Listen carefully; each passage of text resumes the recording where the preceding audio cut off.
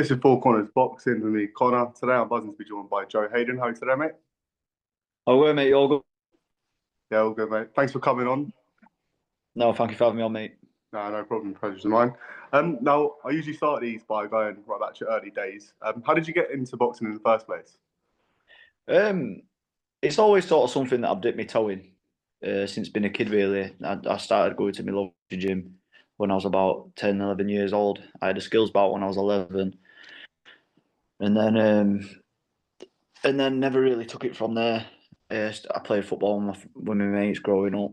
I was always dead into football and just sort of, like I said, dipped my toe and through to the boxing gym, punch the bag, spar a little bit, go to gym with mates and just have a mess about spar. 18 or 19, I was playing football and I got a bit of an injury. I could never really get back into football the same from then. So I thought, because I like to be active, I like to be go back down to the boxing gym, get myself back fit because I found myself just sat about doing nothing. So yeah, went down to the boxing gym and sort of fell in love with it. Um, at the amateur club I went to. I lost that, and then we went into lockdown when I started training with Dave, and then things just gone from there. Really. Yeah, no, of course. And when and how did Dave actually get into your life? So it was through my little brother actually. So Dave obviously trained Danny Morell, and I went to school with Danny. He's a couple of years younger than me at school, but got on really well with him. And him and my brother, the only year between them two. Um, Me and my brother were always training together through lockdown, doing pads with each other, sparring each other in garden and what have you. And Danny texted my brother and asked him if he wanted to go down and do a bit of body sparring. So my brother went down, but I couldn't go because I was at work, so I missed that day. Um, so I went down the day after, did a bit of body sparring, and from there really we just kept going down, and then I guess one thing just led to another. Ended up training full time with Dave, and now we're here. Yeah, no, of course. And you only had a few amateur bouts. What made you feel like turning pro was the right move with such limited experience? Well, it got to a point where I started to actually struggle to get bouts. I had quite a few fall through, and I went about 4 or 5 months without a fight. And obviously, I was training all the time, and you want to be fighting, especially in the amateurs. You want to be fighting regularly. You want to be getting that experience in. And I just kept getting knockbacks, and then we got a really good opportunity. One of Dave's good friends, Straight Line, they offered to sponsor me. So Dave just thought, we're not getting any fights anyway. Why not just take this opportunity, turn pro, and just learn on job really? And that's what we did. That's why I was so busy. My first couple of years as a pro, I think I had 8 fights in my first year as a pro, 7 in my second, and just really busy boxing all the time, in the gym all the time, just getting that experience in that I didn't have from the amateurs, and just making up for the lack of experience, but doing it in the pro game instead, which I think's put me in good stead for now. Yeah, that makes sense. And obviously, you made your pro debut in 2022. What's your fondest memories of that night? Um, the crowd were amazing. Like I sold over 220 tickets on my professional debut, and I just remember walking out and just hearing everyone, seeing everyone. Yeah, it was amazing, really. And that night actually, I ended up being the last fight on for whatever reason. I can't remember. I think a couple of fights fell through, and then obviously we're selling the most tickets on the card. I got put on last, and that was a mad one too. Obviously, your pro debut, you don't expect it to be in a packed venue, but no, you know what? It was some buzz, and so far I've managed to not really let like the occasions and stuff get to me. So I've been doing quite well with keeping. You only get one, like they always say, and yeah, it were a night to remember, definitely. Yeah, no, of course. And obviously, because of your limited amateur experience, you started off primarily fighting a tough journeyman. How key do you think that was for your development, and what's the biggest lessons you've learned from those guys? It was it was crucial. Probably everything it has everything to do with my development fighting so regularly, and it's hard to explain, but each fight you feel yourself get slightly better every time, slightly better, and it's hard to explain why. I think it's a lot of it is experience, and a lot of it is confidence as well. Each fight you get a little bit more experience, a little bit more confidence, and that makes you that little bit better each time.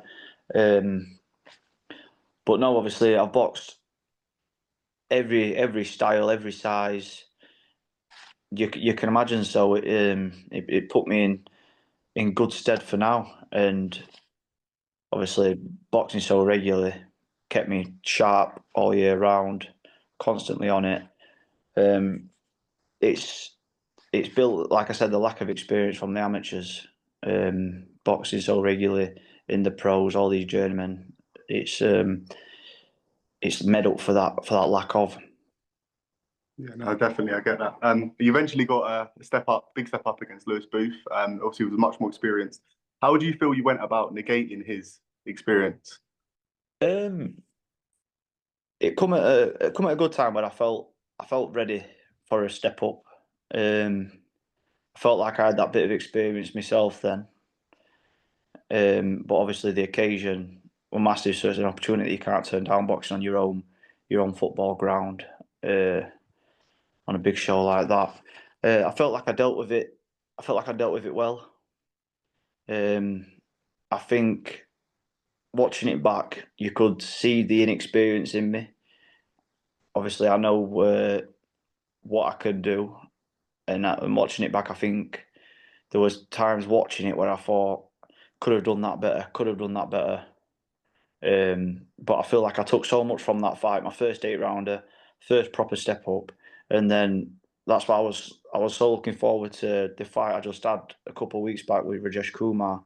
I was saying to everyone like I can't wait for this fight because I can't wait to just show how much better I am from my first 8 rounder to this one because, like I said, after each fight you get that little bit better. After that Lewis Boo fight, I felt like something just clicked and. Yeah, I don't know what it was. It's hard to explain, but something just clicked, and I felt such a different fighter in the gym. I just couldn't wait for this next 8 rounder just to showcase it, and then I went and got the 6th round stoppage a couple of weeks back. So I feel like it's all coming together nicely now. Yeah, and of course. And that going back to that Lewis Booth fight quickly, how special was it? Obviously, finding your local football ground. What did that mean to you to go out and get the job done?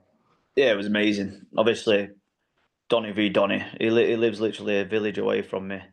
Mhm. So there's a lot of bragging rights as well, really. And to fight on Doncaster football pitch, a place where I've grown up watching football. Um, yeah, it was massive. Like I said before about the occasions, I never really gave it much thought until after the fight, really. In the build up to it and on the night, walking to the ring and stuff, I never really let any of it get into my head. I was just, like I said, I was focused on job, and once I got that done, then like a couple of days later, watching videos back and what have you, and I'm thinking that's a pretty sick experience, to be fair. Yeah, no, definitely, I can imagine. And your next fight's on Dave's undercard. Can you tell us a little bit more about that? Yeah, another one I never expected it to happen really, but Dave rang me last week. Obviously, I was having the week off, just chilling, and then Dave rang and said, "I've got some good news for you." I said, You're fighting on my undercard, so over the moon to be sharing a card with Dave. It's such a big card at Sheffield Arena, which is obviously for Yorkshire fighters, Sheffield Arena is the place to box. Really, you grow up watching the likes of Kell Brook and everyone box there, so. To be fighting there on Dave's undercard is massive. I got opponent confirmed yesterday, boxing a lad called Jake Tinkling. He's won 12, lost 7, so it's another good fight for me, another winning record. And yeah, I'm buzzing for it because I'm in another good proper fight, and um, and it's on a massive card, so I couldn't ask for more. Um, yeah, I was really looking forward to it now, and then I'm looking forward to getting that one, and then watching Dave do the business as well because he's been looking amazing in the gym. Yeah, no, definitely, it's an exciting time for sure. Yeah, because is that a 6 round or 8 rounder? Do you know yet? It's 6 rounder, it is, mate. Yeah, Rounder, yeah, oh, nice one. And what would you say your ambitions are now? Like, obviously, having the fights you've had and having that scalp against Lewis Booth, where do you think you can go now? Yeah, I just want to keep pushing up them British rankings. I had a look last night. I was 16 on Box Rec last night, which is even to even consider that I'm 16th in Britain is crazy. Um, but I want to keep pushing up the rankings, and the dream is to become British champion. Um, Obviously, both titles are wrapped up at the minute. Jack Rafferty's got both titles, but what happens in the next year or so with those belts, we're not sure. But yeah, I want to keep pushing up them rankings and yeah, earn myself a British title fight and the Commonwealth title as well. The Commonwealth title would be amazing. So British and Commonwealth is the goal really. And if if it's a possibility to hold both at the same time, then even better. That'd be the dream come true. Yeah, of course. And lastly, how much of an influence has Dave been on you, and how do you see that fight playing out? Dave's a massive influence on me. If it wasn't for Dave, well, not it's not a probably, it's a definite. If it wasn't for Dave, I wouldn't be where I am today. Dave's paved the way for me.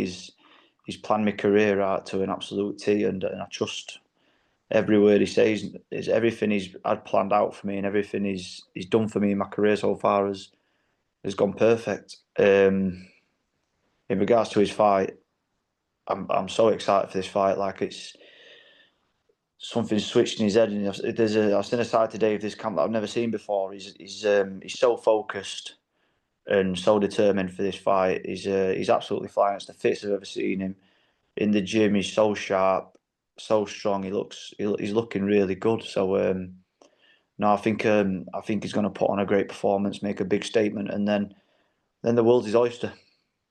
Yeah, man, definitely, I agree. But yeah, listen, thanks for coming on. Really appreciate it.